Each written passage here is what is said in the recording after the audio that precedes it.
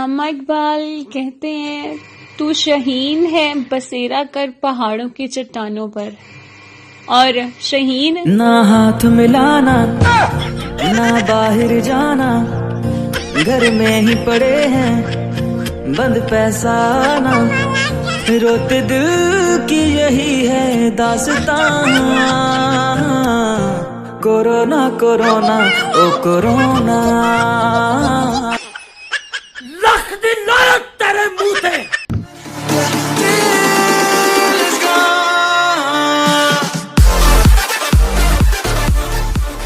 اس lock down کے زمانے میں ایک تاریخی حوالہ بھی ذہن میں گونجنے لگا ہے، وہ یہ ہے کہ بابا قوم نے قوم کو تلقین کی تھی کہ کام کام اور صرف کام، لیکن چونکہ اس تلقین میں کام کی نوعیت واضح نہیں تھی اور لغت اور قواعد کی روح سے کوئی بھی فعل ایک کام ہے، اس لیے ان دنوں ہماری قوم دن رات آرام کا کام کرنے میں مصروف ہے۔ کہتے ہیں کہ وقت بدلتے پتہ نہیں چلتا، آج سے 1 سال پہلے گھر پر فارغ رہنے والوں کو نکما کہا جاتا تھا اور آج انہی کو سمجھدار کہا جاتا ہے۔ ہم بھی پہلے انہی نکموں مطلب کہ سمجھداروں میں شامل ہو گئے ہیں، اور اگر اس صورتحال کی وجہ سے ہمارے نائی کی دکان بند ہو جاتی ہے تو یقینی طور پر ہماری شکل جون ایلیا جیسی اور بال آبدہ پروین جیسے ہو جائیں گے۔ حرکتیں تو پہلے ہی کرونا وائرس جیسی تھی جنہیں دیکھ کر کچھ لوگ وینٹیلیٹر پر چلے جاتے تھے۔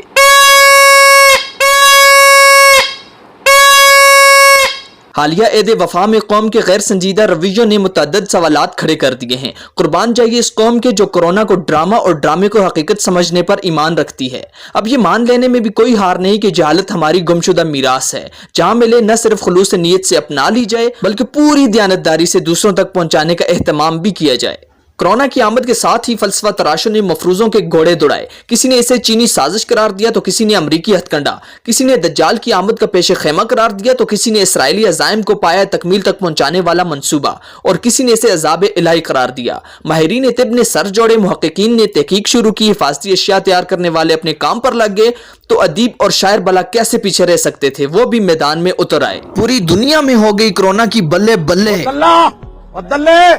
تم بھی اس بیماری کے ہو گئے قائل، اب تو گھر بیٹھے ہی گزر جاتا ہے دن پورا، اس بیماری نے نہ جوان چھوڑے ہیں نہ بوڑھے، تمہیں تو پتہ ہی نہیں ہے چوڑے۔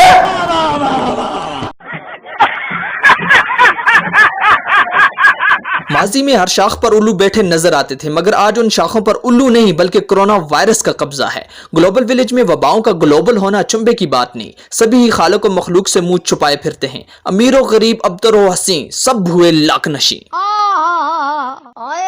کرونا نے جہاں باقی لوگوں کو متاثر کیا وہیں بیوٹی پارلرز کے متعلقین کے بھی اپنے ہی دکھڑے ہیں، کچھ کا کام رکا تو کچھ کی وضع قطع متاثر ہوئی، تاہم ماسک پہننے سے کسی حد تک رخ نازیبا کی لاج باقی ہے۔ ٹرانسپورٹرز بھی بمشکل زندگی کی گاڑی کو دھکیلے جا رہے ہیں، جبکہ خواجہ سرا اور شعبہ سٹار تو کئی قسم کے بدترین بحران بھگت رہے ہیں۔ شاپنگ کی خواہشمند خواتین کے لیے رنج، الم، خسارے اور کڑی آزمائش کا دور ہے۔ اشاق اور دل پھینک طبقات بھی سخت صدمے میں ہیں اور انہیں عشق اور وٹامن سی کی شدید کمی کے امراض لائق ہیں۔ لاک ڈاؤن کا ایک بڑا نقصان خواتین کو یہ بھی ہوا ہے کہ ان چند دنوں میں وہ اپنے کوٹے کی ساری چغلیاں نپٹا چکی ہیں، بلکہ کئی بار دہرا بھی چکی ہیں، اور اب تو اکثر کے پاس انہی کی چھوڑی گئی افواہیں اور خاص خبریں گھوم گھام کر واپس آ رہی ہیں، جو کہ ان کے اطمینان قلب کا سبب بن رہا ہے۔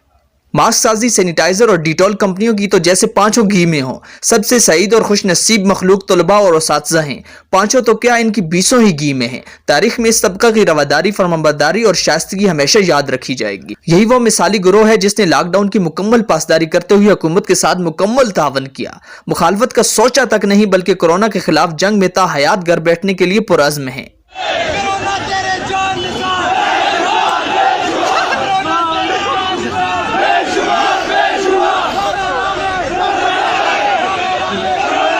کچھ سائنسدانوں کو گھر پر لیٹے لیٹے سوچنے اور تحقیق کا موقع ملا تو ان پر کئی سائنسی انکشافات بھی ظاہر ہوئے، تو انہوں نے نہ صرف اس پر تحقیق کی بلکہ سوشل میڈیا کے دوستوں کو اس میں شریک بھی کیا۔ جیسے پنکھے کے پر میں 9 سکرو ہوتے ہیں، ٹک بسکٹ میں 31 سوراخ ہوتے ہیں، فل ٹوٹی کھول کر لوٹا بھرنے میں 12 سیکنڈ لگتے ہیں، پنکھا آف کرو تو اسے رکنے میں 1 منٹ 5 سیکنڈ لگتے ہیں، بیڈ روم سے ڈائننگ روم تک کا فاصلہ 25 قدم ہے، دائیں طرف لیٹ کر سونے سے نیند جلدی آتی ہے، ہر کینڈی بسکٹ میں 23 چینی کے دانے ہوتے ہیں اور ٹک بسکٹ میں 22 سوراخ سوراخ ہوتے ہیں۔ مزید تحقیق ثابت ہوا کہ گھر کے دروازے پر کھڑے ہو کر 27 ڈگری پر گردن کو گھمائیں تو گردن میں بل نہیں پڑتا۔ بات جب علم اور تحقیق کی آ گئی تو ہم کہاں پیچھے رہنے والے تھے، اس لیے میں نے بھی سوچنے کا فیصلہ کیا اور لیٹے لیٹے چھت کو گھورتے گھورتے مجھ پر بھی کئی سائنسی انکشافات ہوئے۔ مثلا ہمارے گھر کی چھپکلی کا نخرہ کالونی کی لڑکیوں سے زیادہ ہے، مجال ہے اپنے ناک پر مکھی بھی بیٹھنے دے۔ اور بڑے غور و فکر کرنے کے بعد مجھے سمجھ آئی آج تک کسی بھی کتاب فروش کے پاس وہ کتابیں نہیں ملی جو کسی خوبصورت لڑکی کے ٹکرانے سے گر جاتی ہیں۔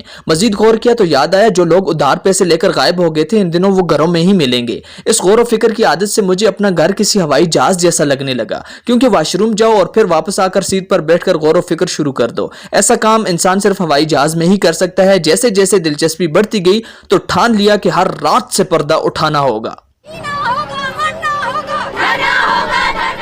مزید جانکاری میں جو اضافہ ہوا وہ بتدریج یہ ہے کہ ہمارے گھر میں چھوٹے بڑے اور درمیانے سبھی ملا کر کل 11 میز ہیں، جس میں استعمال صرف 3 کا ہے، بالکل پاکستانی گھروں کے افراد کی طرح، کیونکہ کام صرف 1-2 ہی کرتے ہیں، باقی افراد سب ناکارہ ہی ملتے ہیں۔ اگلی بات آپ کی معلومات میں اضافے کا باعث ہوگی، کیونکہ میں نے پرکھا اگر دن میں 3 بار سوئیں تو رات میں نیند نہیں آتی۔ بیڈ کے بائیں سائڈ پر لیٹ کر دائیں طرف 3 دفعہ کروٹ لیں تو انسان نیچے گر جاتا ہے، اور تو اور اگر دائیں سائڈ پر جوتے اتار کر سو جاؤ تو صبح بھی دائیں طرف سے ہی ملتے ہیں۔ جوتوں سے تحقیق آگے بڑھی تو معلوم ہوا کہ ماں کی جوتی بجلی کی رفتار سے بھی زیادہ ہوا میں تیرتی ہوئی ہمیشہ ترکھی مرچ کی طرح لگتی ہے، جس کا اپنا مزہ ہے۔ اور مزے سے یاد آیا کڑک چائے کا مزہ آپ کے اپنے گھر والوں کے ہاتھ سے آئے نہ آئے، آپ کے ہمسائیوں کے ہاتھ کا بہت سواد دیتا ہے۔ ہاتھ پر تحقیق کی تو پتہ چلا ایک ہاتھ سے تالی تو نہیں بجتی، پر اوپر والی بات آپ کے گھر والوں کو پتہ چل جائے تو ایک ہی ہاتھ آپ کو دن میں تارے دکھانے کے لیے کافی ہوتا ہے۔ مزید سائنسی انکشافات کا شوق اٹھا تو پتہ چلا کیلے کو چائے میں 5 منٹ تک پکایا جائے تو کیلا پھر بھی کیلا ہی رہتا ہے، اور بغیر چینی کے چائے والے کپ میں لاکھ چمچ ہلائیں وہ پھیکی ہی رہے گی۔ ان قیمتی معلومات میں اگر آپ کے دماغ کا بورتا نہیں بنایا تو آپ 100 گرام کلونجی، 100 گرام اجوائن اور 100 گرام سونف لیں اور تینوں کو ملا لیں اور پھر ان کو الگ الگ کرنا شروع کر لیں، یقیناً دماغ کا بورتا ضرور بن جائے گا۔